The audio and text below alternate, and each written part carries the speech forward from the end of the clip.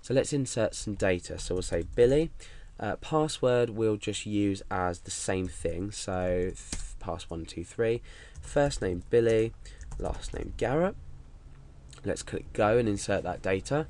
Now you can see that everything's done, everything's worked. We've got ID of 1 for Alex and 2 for Billy.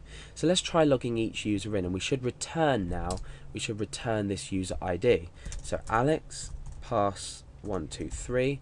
Click login, and it's returned a value of 1. Now let's try Billy. Pass123. Click login, and it's returned a value of 2. So now we're logging the user in, and we're also returning the user ID. Now why do we need this user ID? The reason we need it is because we need to store it in a session, in some session data, so we can then tell that the user has logged in. And we can also use this ID to get any information we need from this table. For example, we can select the first name or the surname, or both, from, say, if we've stored 1 inside a session. That would mean that Alex is logged in, then we can get any data we need. So these are the fundamentals of a user login system, storing something that allows us to access data about our user, which can change. So one day I could log in as Alex, and one day I could log in as Billy, or another user could log in as Billy. Okay, so let's put this into a session. Now before we do that, we need to define something in our core.inc.php. Remember, this is included at the very top of our index page. Core.inc.php, we need to say session_start. Remember, we need to do that for all sessions to be able to use them on pages. So as long as we include this core.inc.php on every file, which we will be doing at the very top, then we're going to be able to log users in. We also want ob start before that, because what we're going to be doing is using headers, the header function, to redirect our user back to the index page when they've logged in correctly. So we need ob start, session start, and now in here what we can do is we can say $_session user_id equals user_id. So we've grabbed the user ID from the user that has correctly entered their username and password. Now we're storing it inside a session called called user ID. Okay.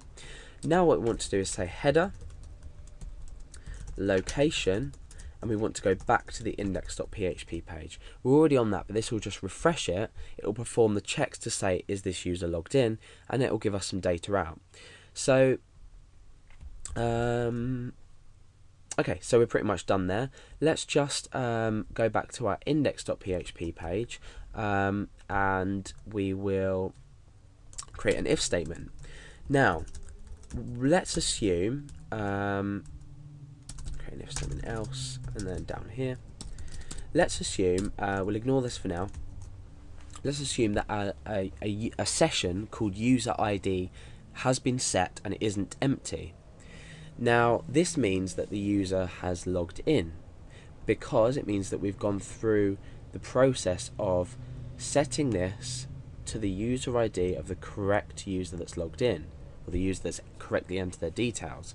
So all we need to do is say if is set $_session user_ID and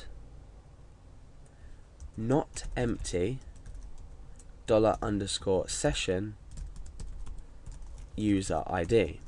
So for any reason that a session called user ID has been set and it's not empty, then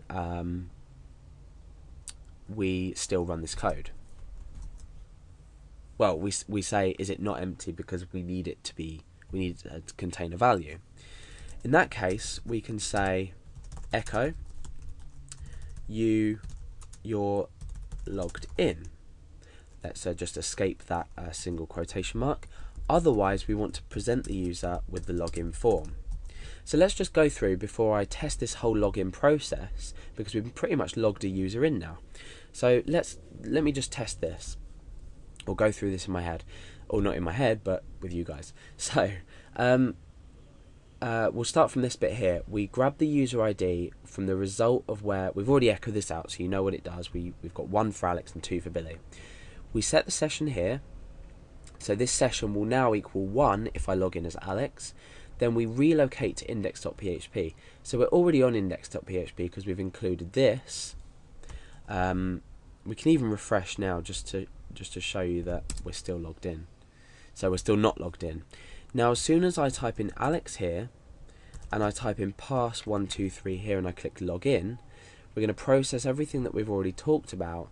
Then we're going to locate back to index.php, so we're going to refresh the page essentially. Then this check is going to happen again, but this time we have set session with the user ID key, and it's not empty, so we're going to say you're logged in. So let's test that. Click in login, and now it says you're logged in. No matter how many times we refresh this page, the session is still set, therefore we're still logged in. So now you've essentially learned how to log a user in. And that's basically it for logging a user in. What you can now do is on any other page that you work with, say you had a page called, tutorials.php, and you needed the user to be logged in, you could use this line. What you could do to make things easier and quicker is get rid of this inside here and create a function that allows you to quickly check if the user's logged in. So let's go back to core.inc.php, and we're going to create a function called logged in. And what we're going to do inside this function is we're going to say if, we're going to do exactly the same as what we've done, that we've just removed from index.php here, but we're going to put it in a function, so all we need to do is call this. So if is set, everything's set and it's not empty, return true. And otherwise up here we can say return, oh no, probably not a good way to do it, and we could say here else return false.